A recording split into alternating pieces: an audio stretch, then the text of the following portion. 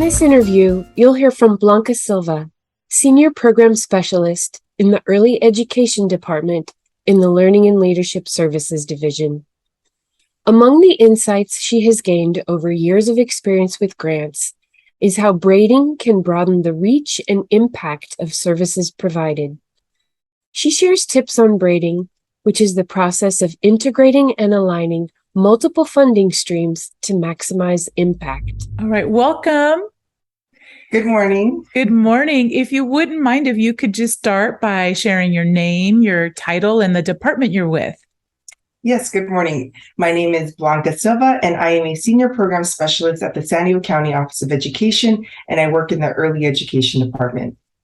And Blanca, what has your experience been working with grants at SDCOE with the Early Ed Department? So I've been in the Early Ed Department for over 10 years, but I've had more of my focused experience working on the end of executing the grants in terms of not only implementation, but reporting over the past about seven to 8 years. So in my more recent experience, I've had that opportunity where we're held accountable for the implementation and the execution of the work, deliverables, and reporting. So 7 to 8 years, I would say then you're probably on the pro end of the spectrum of having some experience that definitely I'm sure has come with best practices and tips that you've picked up along the way. And I know in previous conversations we've had, you have mentioned your experience with braiding funding with your grants to be able to really maximize your services. So I just would love it if you could just share how have you been able to braid some of the dollars that your department has? What does that look like? And then what have the results been of that work? So over time, I've had the opportunity to work with our department in that effort of braiding fundings to be able to expand access to quality early learning care supports and services across the county. Some of the first things we did were first examine and align the different funding streams that were available. We then compared the different requirements.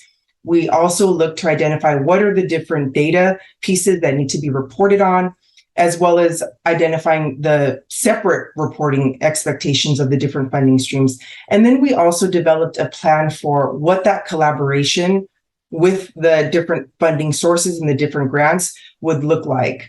So as a result of being able to braid and leverage funding, we've been able to provide coaching and supports, resources, incentives for programs serving infants and toddlers and not just preschool age children by braiding our Learn Well initiative grant with our infant toddler quality block grant. So in this experience, we learned how braiding and leveraging funding was key in order to sustain, support, and expand services. Mm-hmm.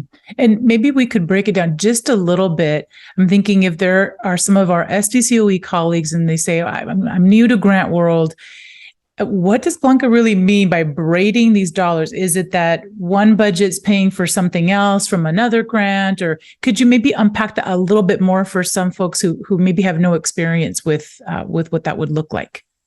So it's really taking a look at, if you have two different funding streams, two different grants that you're working on, you need to examine what the requirements are. So in our experience, we had a Learn Well initiative that supported early childhood educators serving children at schools with children aged 3 to 5 years old.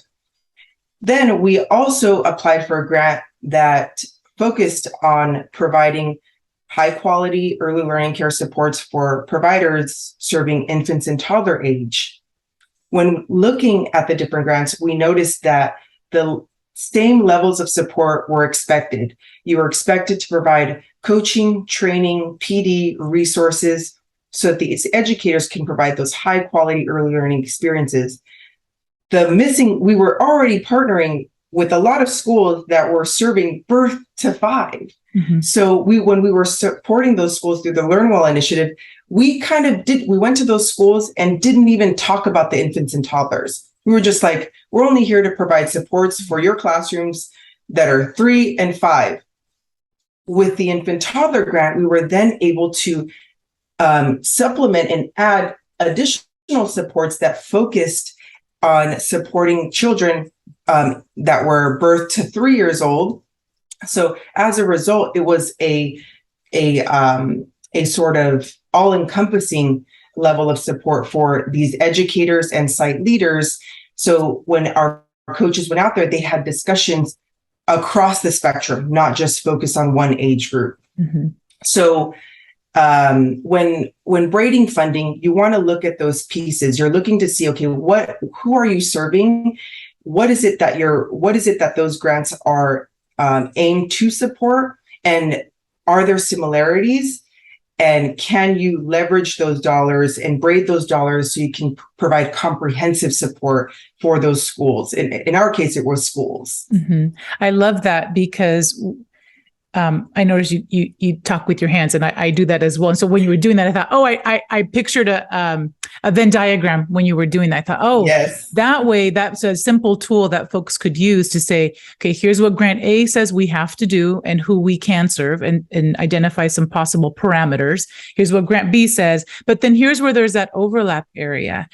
In your work, I'm curious, when you did that, did you all naturally also identify some gaps that existed? So, sometimes we have grants and they are very specific on what we can and cannot do. So did you all identify in that process that some gaps or some additional needs? Did that come to the surface for all of you while you were braiding and leveraging resources?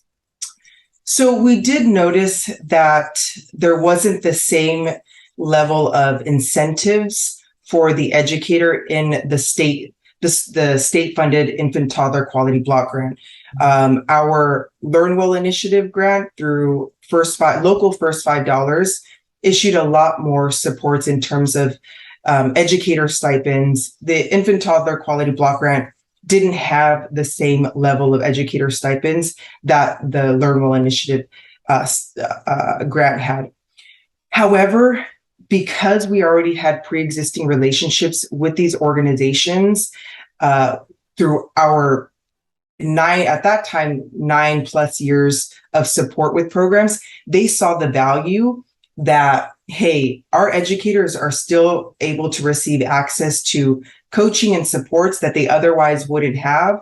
So even though there were gaps in some of the benefits that were given to providers, there was still a high value added. So when programs heard about the partnership, they were willing to sign on with both, even though both added more requirements in terms of, okay, we need to report to our grant funders who we're serving, so we do need to collect data.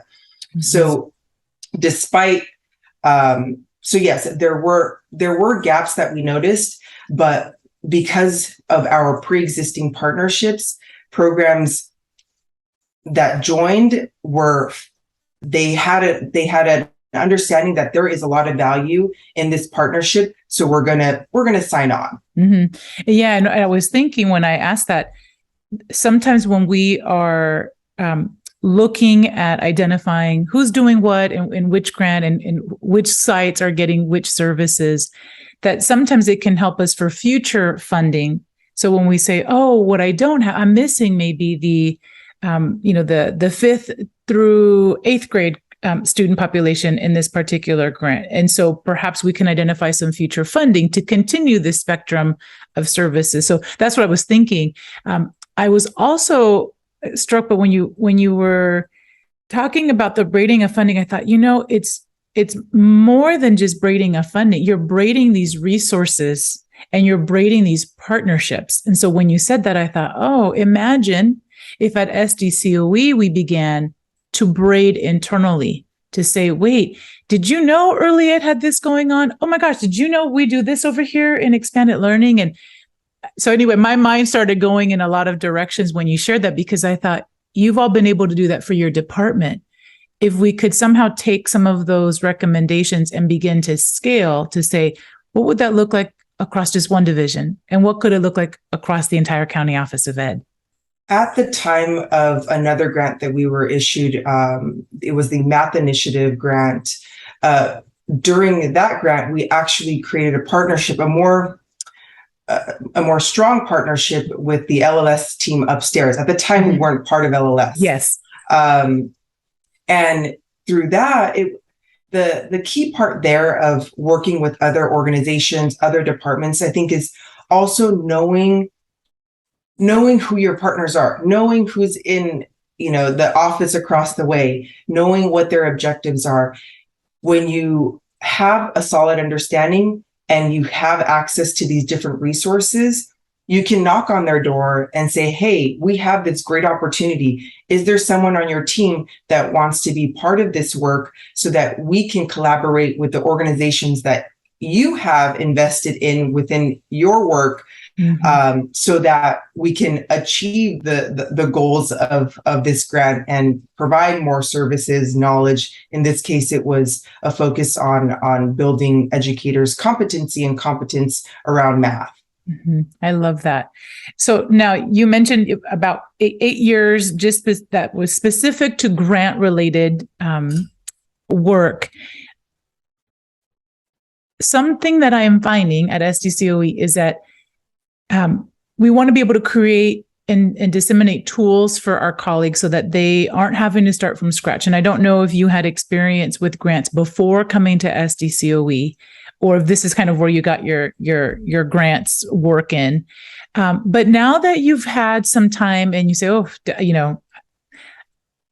I definitely have I'm not green anymore in the field of grant world, really. 8 years, and you've survived 8 years in dealing with grants is a lot to be proud of. What have been those best practices that you would want to highlight for someone else? What are those lessons learned along the way, good, bad, or ugly, that you think, that would have been helpful in the beginning, or here's what maybe has made me a better grant manager? What are some of those things that you would want to highlight for us? So I guess one of the things I wish I would have known, coming into the grant implementation side, was knowing the value of community networks.